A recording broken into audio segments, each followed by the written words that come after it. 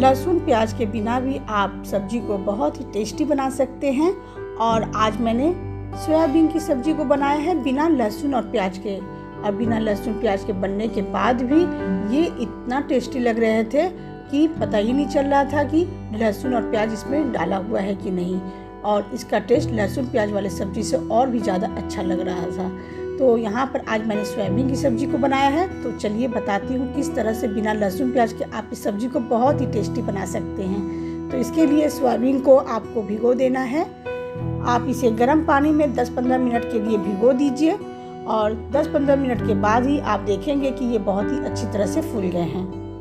अब यहाँ पर ले लीजिए आप 3 टमाटर, 1 कैप्सिकम और 1 इंच अदरक। तो यहाँ पर अदरक, कैप्सिकम और टमाटर को आपको ले लेना है और ले लेना है आपको काजू। तो यहाँ पर काजू को आप ले लीजिए, 10-12 काजू मैंने लिया है। और सोयाबीन को जो आपने भिगोया था अच्छी तरह से निचोड़ लीजिए। तो यहाँ पर इतनी प्रिपरेशन करने के बाद चलिए स्टार्ट करते हैं सब्जी को बनाना। तो इसके लिए पैन में तेल को गरम करेंगे। मैंने यहाँ पे सरसों का तेल लिया है। तो यहाँ पे सरसों का तेल लेकर आप इसे हल्का सा भून लेंगे। तो यहाँ पर सरसों के तेल में से आपको फ्राई नहीं करना है, हल्का से इसे आपको भून लेना है। तो आप सरसों के तेल बहुत ज़्यादा मत डालिए। जितना तेल आप डालेंगे आप देखेंगे कि सोयाबीन जो है बहुत सारा तेल एब्जॉर्ब कर लेते हैं। तो आपको डालना है 2 चम्मच तेल और उसी में अच्छी तरह से इसे भून लेना है। तो यहाँ पर एक तरफ आप इसे निकाल दीजिए। अब उसी पैन में तेल और डाल दीजिए। अब उसी में डाल दीजिए आप कटे हुए कैप्सिकम को हल्का सा लाल करना है। अब इसी में आपको डाल देना है काजू बहुत जल्दी लाल हो जाते हैं, इसलिए आप कैप्सिकम को हल्का सा लाल कर लें, तब आप काजू डालें और हल्का सा इसे भी भून लें। काजू और कैप्सिकम को भूनने के बाद आप इस तरह से देख रहे हैं भून गया है, हल्का सा लाल हो गए हैं काजू। आप इसे एक प्लेट में निकाल लीजिए। इस तरह से काजू और कैप्सिकम को आपको पहले हल्का सा तेल में फ्राई करके निकाल लेना है। अब उसमें और तेल डालकर उसमें डाल देना है। बहुत ज़्यादा तेल मत डालिए, आपको 1 चम्मच ही तेल डालना है। उसमें आप अदरक को डाल दीजिए। तो यहाँ पर अदरक डालने के बाद आप इसमें टमाटर को काट कर डाल दीजिए। हल्का सा टमाटर को आपको भूनना है।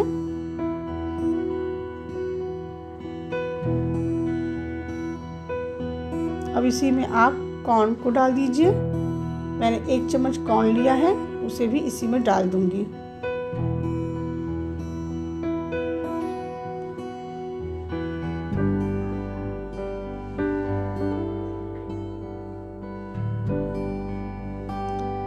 जरा सा नमक डालकर आप इसे अच्छी तरह से भून लीजिए। अब जब टमाटर हल्का सा सॉफ्ट हो जाए तब आप इसी में डाल दीजिए हरी मिर्च और धनिया पत्ता का जो डंठल होता है उसे आप डाल दीजिए। अब इसे भी आप मिला दीजिए। इस तरह से आप टमाटर और सारे सामान जो डाला है मैंने उसे हल्का सा भून लीजिए। जरा सा पानी डालकर सॉफ्ट कर लीजिए। अब गैस को बंद कर इसे ठंडा होने दीजिए। तो इस तरह से देख रहे हैं टमाटर हल्का सा सॉफ्ट हो गए हैं। तो अब गैस को बंद कर दीजिए। चलिए यहाँ पर मैंने 100 ग्राम दही लिया है। दही को मैंने हल्का सा फेंट लिया था, उसी में मैंने डाल दिया है धनिया पाउडर, जीरा पाउडर, हल्दी पाउडर, लाल मिर्च पाउडर और नमक डाल दीजिए सोयाबीन के अनुसार। और अच्छी तरह से इसे आपको मिला लेना है। तो यहाँ पर दही को आपको अच्छी तरह से मिला लेना है। अब अच्छी तरह से मिलाने के बाद आप इसे सोयाबीन में डाल दीजिए।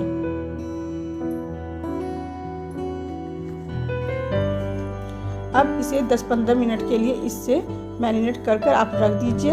और यहाँ पर आपके टमाटर भी अच्छी तरह से ठंडे हो गए हैं। अब यहाँ पर सबको एक प्लेट में निकाल दीजिए।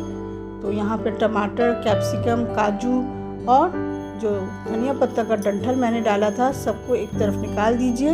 और यहाँ पे आपके सोयाबीन भी मैरिनेट हो चुके हैं। तो इसको बनाने के लिए सबसे पहले आपने जो भी भुना हुआ है टमाटर, कैप्सिकम, उनको अच्छी तरह से आपको पेस्ट बना लेना है। तो इस तरह से आपका पेस्ट तैयार हो गया।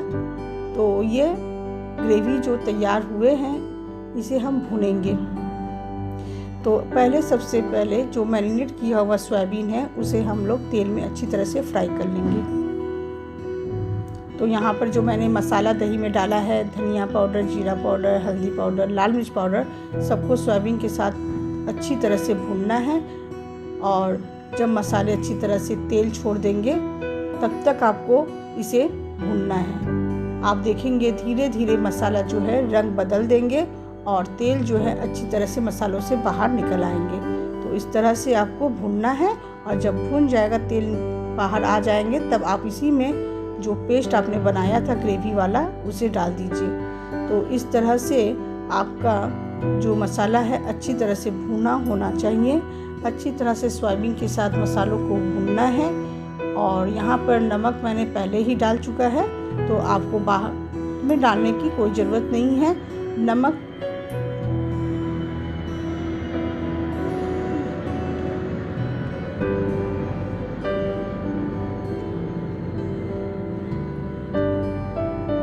इस तरह से आप जब इस सब्ज़ी को बनाएंगे बिना लहसुन और प्याज के, ये सब्ज़ी बहुत ही टेस्टी लगते हैं। इसका जो ग्रेवी बना है एक अलग तरह का टेस्ट होता है और बहुत ही अच्छा लगता है। आपको पता ही नहीं चलेगा कि आपने बिना लहसुन और प्याज की सब्ज़ी को बनाया है, बल्कि उससे भी अच्छी ये सब्ज़ी लगती है। आप इसे बनाकर खाएं, बहुत ही अच्छा लगता है। अब आपको बिना लहसुन प्याज की सब्ज़ी का टेंशन नहीं है।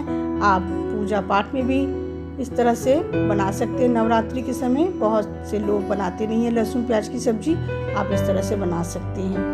तो यहाँ पर आप काश्मीरी लाल मिर्च पाउडर डाल दीजिए, जिससे इसका रंग और भी अच्छा हो जाता है। गरम मसाला पाउडर डाल दीजिए। सबको अच्छी तरह से आपको तेल छोड़ने तक पकाना है। तो आप देखेंगे धीरे धीरे भुनाई होने के बाद अच्छी तरह से ये भुन जाते हैं तो तेल मसाले से बाहर निकल ही जाएंगे। तो अच्छी तरह से ये भून गए हैं, तेल भी छोड़ दिया है। तब आप इसमें बॉयल किया हुआ पानी डाल दीजिए। यहाँ पर मैंने बॉयल किया हुआ 1 कटोरा पानी डाल दिया है, जिससे कि सब्ज़ी बहुत ही ज़्यादा सूखी नहीं बनती है, जिससे कि ये सब्ज़ी लटपटे बनेंगे और अच्छी तरह से ग्रेवी सोयाबीन जो है उसमें अच्छी तरह से एब्जॉर्ब कर लेते हैं, जिससे कि इसका टेस्ट और भी अच्छा लगता है। तो इस तरह से आप इस सब्ज़ी को बनाएं और एक बार ज़रूर बनाकर खाएं। बिना लहसुन प्याज की सब्ज़ी बहुत ही टेस्टी लगती है। तो इस तरह से मैंने बनाया है बिना लहसुन प्याज के सोयाबीन की सब्ज़ी, जो कि मुझे तो बहुत अच्छी लग रही थी। एक बार आप भी बनाकर खाएं और कमेंट में ज़रूर बताएं कैसा लगा।